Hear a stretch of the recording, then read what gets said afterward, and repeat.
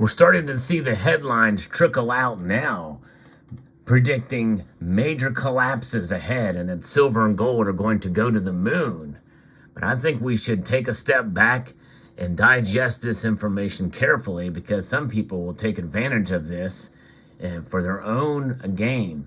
In reality, what's most important is your financial and fiscal future and how to protect yourself against what may or may not come. We're going to look at it all from a balanced point of view as we explore.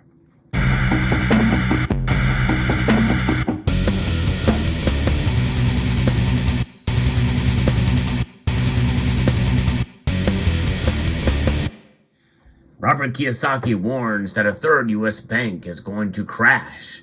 Peter Schiff says a bigger collapse ahead, according to the headline at finbold.com. And that is the headline here. And it doesn't surprise me, we're seeing more and more of this come out by the prognosticators. And by the way, I'm not necessarily saying that they are wrong per se, but I think as we have digested what happened with SVB Bank over the past couple of days, I think one can make a reasonable conclusion that it's going to be a while, and that in spite of the ripple effect that we know is out there, even major media are reporting that there will be a ripple effect from this. It does not necessarily mean that more banks will collapse or even a third bank will collapse. And so let's get into what this article says, and we'll kind of pick it apart a bit and see where we're at. But the thing is to keep in mind, folks, is many of us in this community, even if you've been stacking for 3 and 2 months, in other words, you're wet behind the ears with accumulating gold and silver, you're already far, far ahead of those who have no gold and silver. You're doing the right thing. Just hang on. The United States financial system has been rattled by the collapse of Silicon Valley Bank and Silvergate Bank. Now, the Silvergate Bank is the bank that went under voluntarily. It was not taken over by regulators. And these two banks fell within 48 hours, and economic uncertainty certainly is prevailing because of this. Some financial sector players project that the situation will likely worsen in the coming days, and they're basing it off of what has happened in the past. But what has happened in the past probably won't happen like that way in the future, especially with what we understand now about SVB and even about Silvergate. Robert Kiyosaki, the author of the best-selling personal finance book Rich Dad, Poor Dad, has warned that a third lender will likely follow suit. He stressed that the situation would positively impact precious metals in a tweet on March the 10th. According to Kiyosaki, his prediction aligns with a 2008 forecast of the collapse of the Lehman Brothers. Notably, the failure deepened the 2008 financial crisis, and the incident was considered a defining moment. Here is from his tweet. 2 major banks have crashed. Number 3, set to go. Buy real gold and silver coins now. No ETFs. When bank number 3 goes, gold and silver rocket up. 2008, I forecasted collapse of Lehman days before it crashed on CNN. And if you want proof, you can go to richdad.com, he says. Kiyosaki's warning about a third bank collapse comes as speculation around the future of another crypto-friendly investment bank. Credit Suisse continues to mount. And so Credit Suisse is a big institution. We've also heard about Deutsche Bank for quite a number of years. Nothing's happened there, at least nothing substantial enough to rock the markets, that's for sure. But Credit Suisse has been talked about for a while. I've heard rumblings about it in the community as well, too, about Credit Suisse. But that is the crypto portion of it. This is after the bank announced a delay in the annual report after the Securities Exchange Commission call regarding the lender's cash flow statements for 2019 and 2020. As reported by Feinbold, Kiyosaki has projected a broader global economic collapse while noting that bank runs might accelerate amid the crisis. As uncertainty prevails, economist and crypto skeptic Peter Schiff have stated that the U.S. banking system is on the verge of experiencing a much bigger collapse compared to the 2008 crisis. On March 10th, Schiff cautioned that mass withdrawals would trigger failures. The U.S. banking system is on the verge of a much bigger collapse, he says, than 2008. Banks own long-term paper at extremely low interest rates. They can't compete with short-term treasuries. Mass withdrawals from depositors seeking higher yields will result in a wave of bank failures.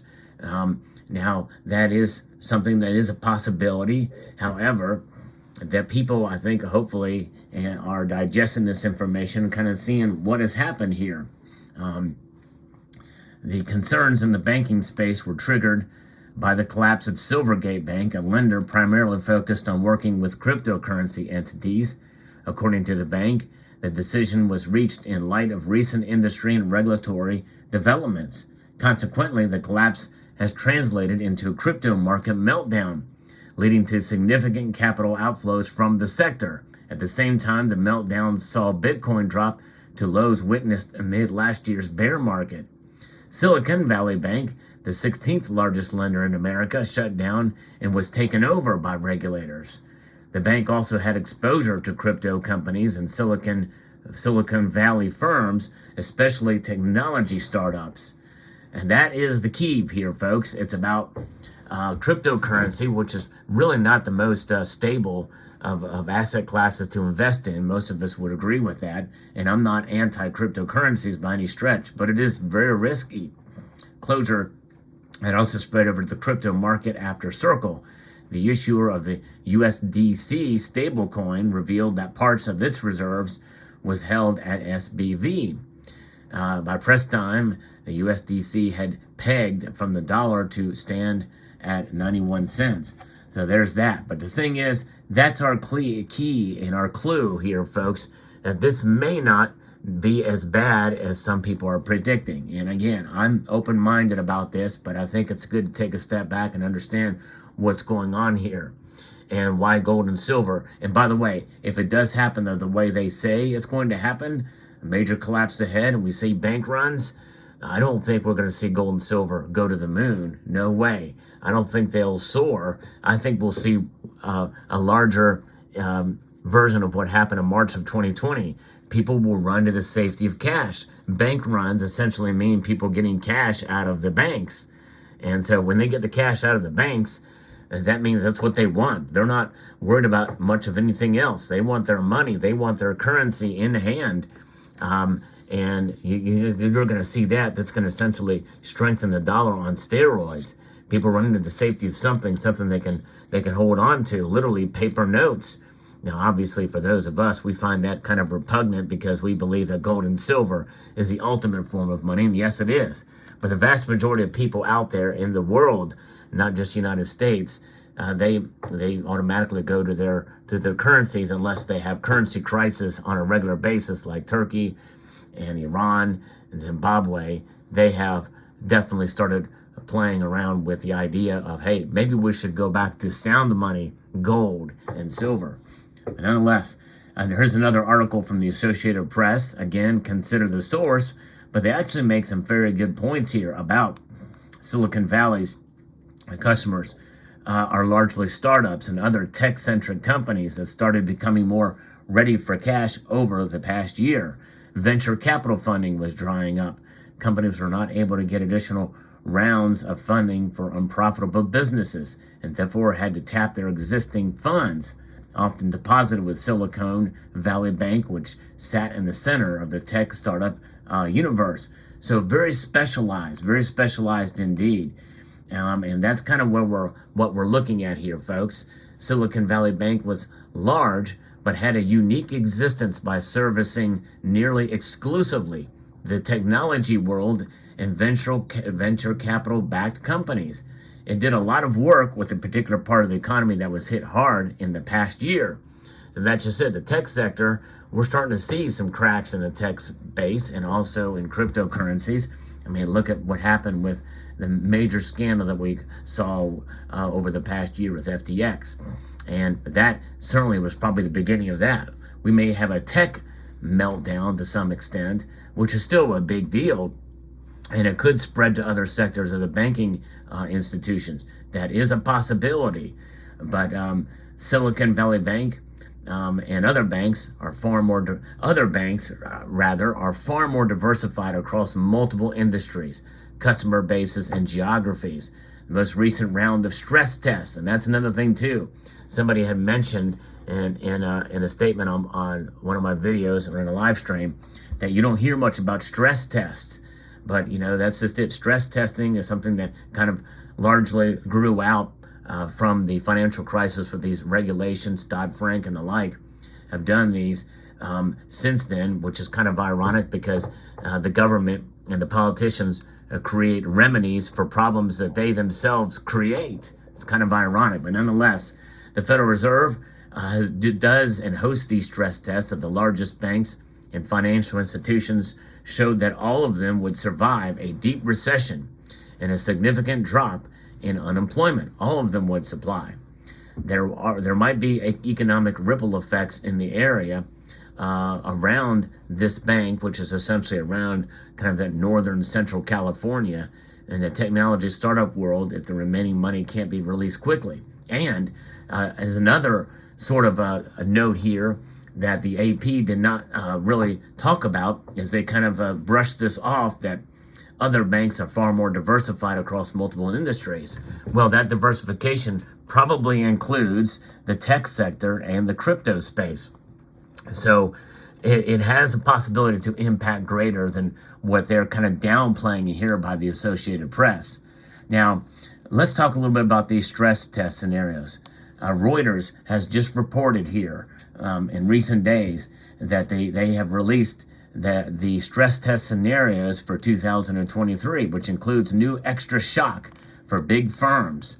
The U.S. Federal Reserve on Thursday of last week released hypothetical economic strains they will use to test the strength of big bank finances in its 2023 stress test, and floated the possibility of using multiple scenarios in the future. And so that is something, that can be both concerning and comforting, because that means that the Federal Reserve is maybe preparing that we may see more economic instability and possible stresses on the financial and banking institution in the coming year here.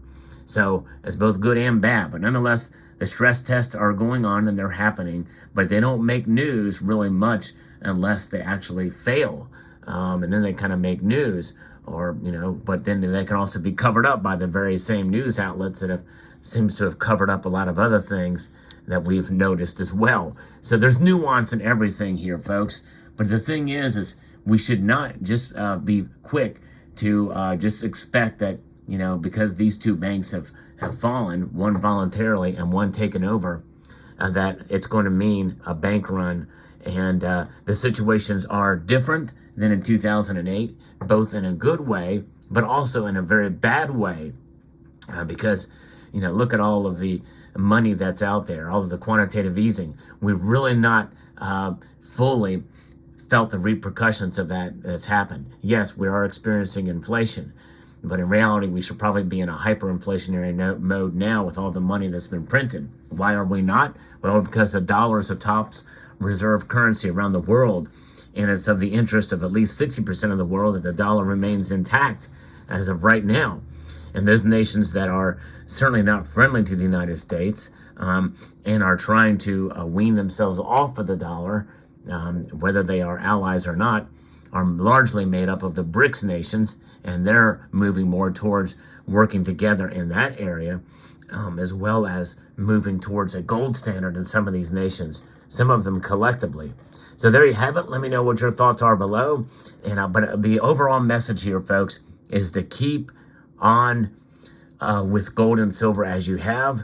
And I would encourage you not to overreact to anything at this point. We still have a lot to digest. And I know things can move very quickly, and we don't know what could happen either tomorrow or in the next few days. Who knows? Things can happen very quickly. But with that being said, they may not as well either. It's a gamble either way on what you do, but I would not encourage you to take all of your money out of the bank right now, and just hang on to your gold and silver. I think the one solid piece of advice I can give as somebody who is not a financial advisor, you have to do your own due diligence and research. I'm just providing some food for thought in this video to consider as we start to digest some of these headlines. But the one thing I can say for the utmost amount of certainty is that if you can, hang on to your precious metals. I think that's the best advice I can give. And if you see a dip in price for gold and silver, hey, if you can afford to do so, maybe grab an ounce or two. Nothing wrong with that. It's just, I would hate to see any of my viewers get burned on hype, on a possible or a collapse that may not happen. I think we have to be really take into account and take stock of our situation and understanding of the markets and everything, is that there is a chance that this may not happen as it's advertised, especially when it comes to Robert Kiyosaki and some of the others. I don't want to just single him out, but he's the example here in this one. But some of these folks, what they're in the business of predicting doom and gloom, and so they do it long enough, they're probably going to be right. But there's most of the time they're wrong. And so you cry wolf over and over again. When the wolf does come, people are going to be pretty lax and they're going to not believe it. And so this is something that I think that we need to keep in mind here when we assess our situations. Gold and silver are the ultimate form of insurance against economic hardship. And so therefore, it's a good idea to have some and hold some in your possession during these times. Let me know what your thoughts are in the comment section below. We'd like to extend a multitude of gratitude to you all for taking the time to watch, and to encourage you to please rate, share, comment, and subscribe.